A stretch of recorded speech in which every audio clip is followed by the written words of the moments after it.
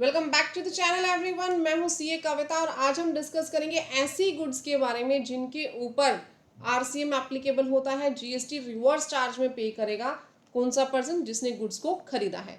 सबसे पहले इसके अंदर हमारे पास कौन सी गुड्स आ जाएंगी? Cashew nuts. कैश्यू नट्स जो है इसके ऊपर आरसीएम में टैक्स पे होता है, बट ध्यान रखिएगा कौन से कैश्यू नट्स आएंगे? नोट शेल्ड और पील्ड, यानी जिनको शेल्ड और पील्ड ना किया हो वही कैश्यू नट्स यहाँ पे इंक्लूड होंगे। तो अगर एग्रीकल्चरिस्ट ने ये बेचे हैं किसको? किसी भी रजिस्टर्ड पर्सन को। अगर एग्रीकल्चरिस्ट ने किसी भी रजिस्टर्ड पर्सन को कैश्यू नट सेल किए हैं तो इसके ऊपर क्या एप्लीकेबल होगा? रिवर्स चार्ज मैकेनिज्म, यानी जो खरीदार है वो इसके ऊपर रिवर्स चार्ज में टैक्स पे करेगा, बट बशर्ते एग्रीकल्चरल जो है एग्रीकल्चरिस्ट ही सप्लायर होना चाहिए। नेक्स्ट वन मैं बात करूं बीडी रैपर लीव्स। अगर बीडी रैपर लीव्स जो है एग्रीकल्चरिस्ट ने रजिस्टर्ड पर्सन को सेल किए हैं तो यहाँ भी क्या एप्लीकेबल हो जाएगा? आरसीएम। नेक्स्ट अगर आप देखेंगे तो टोबैको लीव्स, टोबैको लीव्स भी एग्रीकल्चरिस्ट ने अगर रजिस्टर्ड पर्सन को दिए तो यहाँ पे आरसीएम एप्लीकेबल हो जाएगा। तीनों एंट्रीज में एक चीज खास है, क्या? तीनों ही एंट्रीज में सप्लायर कौन है? एग्रीकल्चरिस्ट, और रिसिपिएंट कौन है? कोई भी रजिस्टर्ड पर्सन। ठीक है, तो यानी कैश्यू नट, नोट शेल्ड और peeled, bidi wrapper, tobacco leaves, ये तीनों अगर एग्रीकल्चरिस्ट ने किसी भी रजिस्टर्ड पर्सन को दिए तो वहां पे आपके पास आरसीएम एप्लीकेबल हो जाएगा। नेक्स्ट हम बात करेंगे सिल्क यार्न की।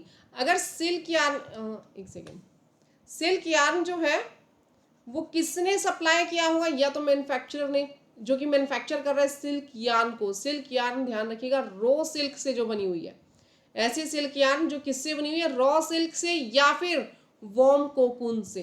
तो ऐसी सिल्क यार्न अगर मैन्युफैक्चरर ने किसी भी रजिस्टर्ड पर्सन को दी, एनी पर्सन जो कि मैन्युफैक्चरर है वो किसी भी एनी रजिस्टर्ड पर्सन को दे रहे हैं तो वहां पे क्या एप्लीकेबल हो जाएगा? यहाँ पे आरसीएम एप्लीकेबल हो जाएगा, बशर्ते वो पर्सन जो दे रहा है वो मैन्युफैक्चरर होना चाहिए। देखिए कहीं भी कोई एग्रीकल्चरिस्ट वर्ड यूज नहीं है, यहाँ मैन्युफैक्चरर वर्ड यूज है। ठीक है, जो सिल्क यार्न बना रहे हैं, लेकिन किससे बनाएगा? रॉ सिल्क से या फिर वॉर्म कोकून से। ठीक है, नेक्स्ट हम बात करेंगे रॉ कॉटन। रॉ कॉटन अगर एग्रीकल्चरिस्ट सप्लाई करता है किसी भी रजिस्टर्ड पर्सन को, रॉ कॉटन अगर एग्रीकल्चरिस्ट ने किसी भी रजिस्टर्ड पर्सन को सप्लाई की तो यहाँ पे क्या एप्लीकेबल हो जाएगा? यहाँ पे आरसीएम एप्लीकेबल हो जाएगा, रिवर्स चार्ज में टैक्स पे किया जाएगा।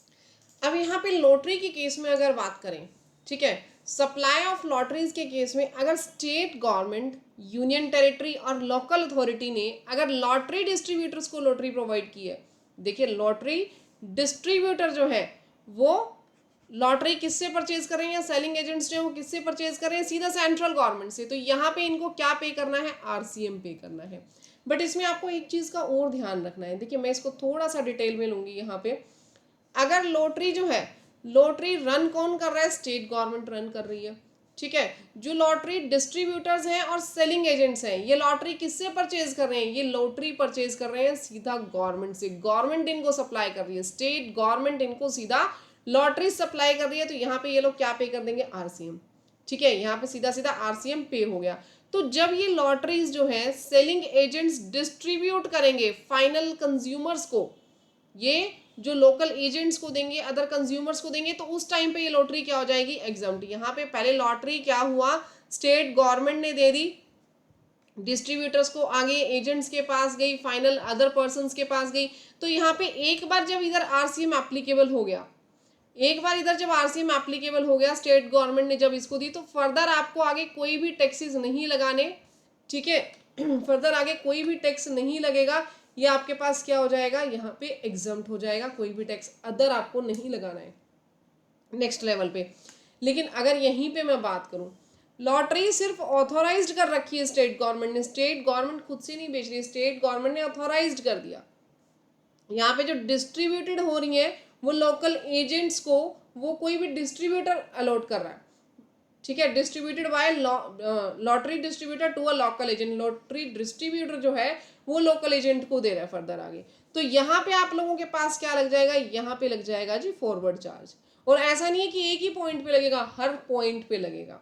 यहाँ पे किसी प्रकार की कोई एग्जम्पशन नहीं दी गई है। When the local agents distribute the tickets, जब लोकल एजेंट डिस्ट्रीब्यूट करेंगे टिकट्स को तो जीएसटी फॉरवर्ड चार्ज के अंदर पे किया जाएगा और हर एक पॉइंट के अंदर पे किया जाएगा। यानी नेक्स्ट पर्सन जिसको भी वो बेचा जाएगा ये देखिए लिखा हुआ है local agents at each point of the supply under the normal charge, यानी नॉर्मल चार्ज पे हर एक पॉइंट के ऊपर जीएसटी जो है वो चार्ज किया जाएगा। डन। नाउ अब आ जाते हैं नेक्स्ट पॉइंट पे। नेक्स्ट पॉइंट में हमें क्या बता रहा है कि सप्लाई ऑफ यूज्ड व्हीकल, अगर कोई भी यूज्ड व्हीकल्स हैं, सीज्ड या फिर कॉन्फिस्केटेड गुड्स है, old used goods, waste and scrap by the central government, कौन दे रहा है ये? Central government. सप्लायर यहाँ पे कौन है जी? सेंट्रल गवर्नमेंट है। क्या क्या चीजें सप्लाई हो सकती हैं? सबसे पहले तो यूज्ड व्हीकल सप्लाई कर सकते हो, सीज्ड व्हीकल सप्लाई कर सकते हो, कॉन्फिस्केटेड कोई भी गुड्स हैं वो सप्लाई कर सकते हो, ओल्ड एंड यूज्ड गुड्स आप सप्लाई कर सकते हो, वेस्ट एंड स्क्रैप ये भी यहाँ पे इंक्लूड होगा। सेंट्रल गवर्नमेंट ने दी हो, स्टेट गवर्नमेंट ने दी हो, यूनियन टेरिटरी ने दी हो या लोकल अथॉरिटी ने, but except railway, ministry of railways को यहाँ पे इंक्लूड नहीं करना। इनके अलावा किसी भी गवर्नमेंट ने, central, state, union, local authority, उन्होंने अगर used vehicle, seized vehicle, confiscated goods या फिर waste and scrap, old goods कुछ भी दिया हो टू एनी रजिस्टर्ड पर्सन, तो यहाँ पे क्या लग जाएगा जी? आरसीएम एप्लीकेबल हो जाएगा।